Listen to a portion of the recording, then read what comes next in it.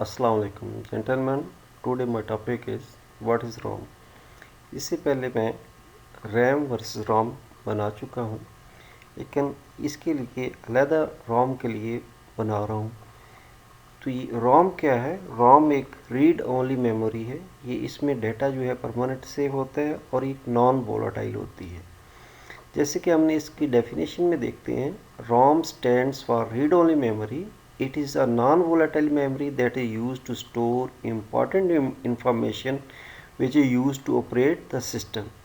System को operate करने के लिए इसमें अहम जो है इंफॉर्मेशन स्टोर होती हैं. As its name refers to read only memory, we can only read the programs and data stored in it.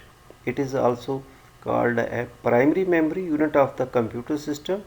It contains some electronic fuses that can be programmed for a piece of specific information. The information stored in the ROM is a binary format. It is also known as permanent memory. तो क्या है, जो information इस पर महफूज होती है वो परमानेंट होती है और इसको एज ए परमानेंट मेमोरी भी कहते हैं. और ये एक नॉन वोलाटाइल मेमोरी है. इसमें रैम की निस्बत रोम में डाटा जो है कम महफूज होते हैं और जो डाटा होता है वो बाइनरी फॉर्मेट में इसमें डाटा होता है. तो फीचर्स ऑफ रोम क्या हैं? Number 1, it is ROM is a non volatile memory. It is read only memory. The data can only be a read. इसमें अल्टर नहीं कर सकते रैम की तरह. तो ये यानी कि इसका इलेक्ट्रिसिटी आने और जाने से या कंप्यूटर ऑफ ऑन करने से इसमें से जो डाटा होता है वो अरेज नहीं होता. तो it is a permanent memory of the computer.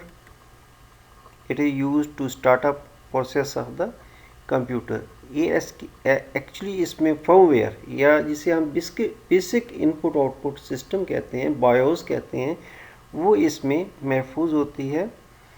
Information and programs are stored on RAM as in a binary format. It contains the startup firmware. This boot firmware is called the basic input output system, जैसे BIOS. This software consists of code that instructs the boot up process for the computer. जो इसमें data महफूज होता है, जो instruction होती है वो यानी कि कंप्यूटर को इन्फॉर्म करता है how to boot the system. और टाइप्स ऑफ राम कितनी हैं? बेसिकली जो राम होती हैं वो 5 किस्म की हैं. मसलन mask ROM, P ROM, E P ROM, E P ROM और फ्लैश ई पी रोम. तो फर्स्ट ऑफ ऑल हम देखते हैं मास्क रोम. तो mask read only memory. We know that ROM is an old age semiconductor technology. ROM was the very first ROM that consists of grid of words, lines and bits lines joined together transistor switches. It was not so expensive. Nowadays it is absolute. तो ये mask ROM जो है ये absolute हो चुकी है. ये बहुत यानी कि अर्ली कंप्यूटर्स में ये आती थी. नेक्स्ट आने लगी इसके बाद PROM, programmable read only memory. PROM is a form of detailed memory. In this type of ROM, each bit is locked by a fuse or anti-fuse. The data stored in it are permanently stored and cannot be changed or erasable.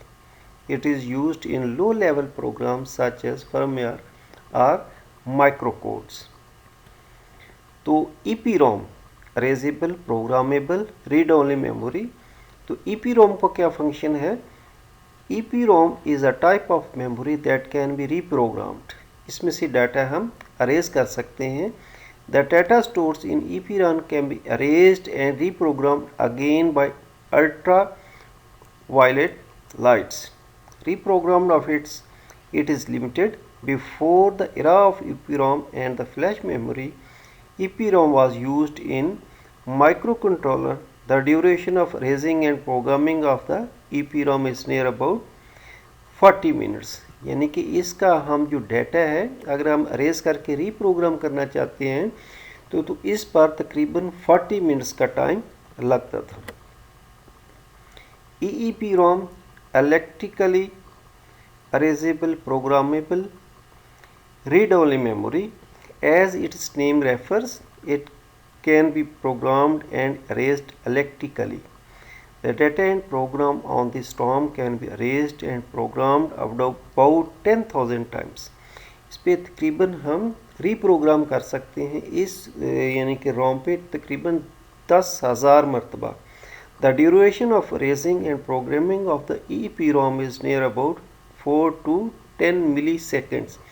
Mean जो EEPROM पे हम data जो है arrays करके programme करते हैं वो उसका ड्यूरेशन है 40 मिनट्स और इसका यानी कि less than 1 minutes, only 4 millisecond to 10 milliseconds में हम इस पर EEPROM पे प्रोग्राम दोबारा रिफ्रेश कर सकते हैं. It is used in microcontroller and remote keyless systems.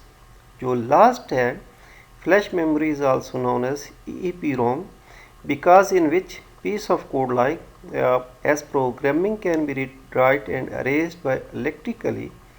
Flash memory is non-volatile in nature because all data are persisted in the memory when the power is turned on. तो ये जिसमें इसमें यानी कि non volatile है, power के आने और जाने से इसमें कोई फ़र्क नहीं पड़ता. इसमें से जो डाटा होता है वो कांस्टेंट रहता है. डियर स्टूडेंट्स, इसको लाइक करें और सब्सक्राइब करें. इंशाल्लाह नेक्स्ट लेक्चर में दोबारा मुलाकात होगी. ओके, अल्लाह हाफिज़.